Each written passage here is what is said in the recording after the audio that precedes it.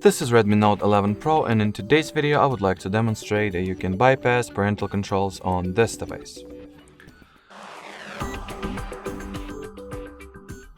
So to start, you will need to open the Settings app, then enter the Google category. Onwards, tap at the Manage Your Google Account button.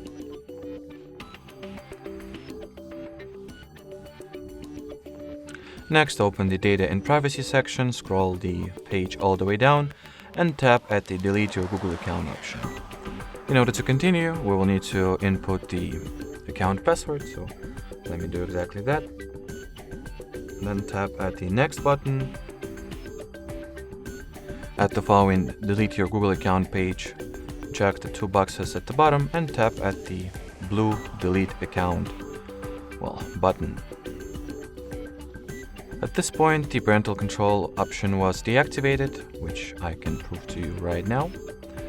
As you can see, there is no Google account linked or added, and if I will open up the list of parental controls, there will be none. So the only thing that is left to do is to recover the Google account, which you can very easily do by signing into it through any Google app. In my case, I'll use the Google Play Store. So enter the email address, then you should get the following message.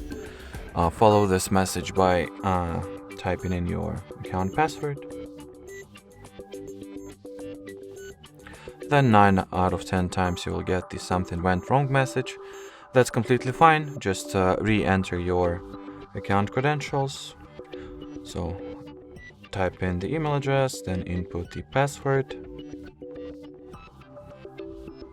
And as you can see, the second time around it lets us through. So finalize, or rather finish, the login.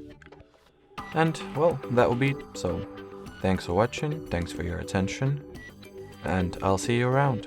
Bye bye.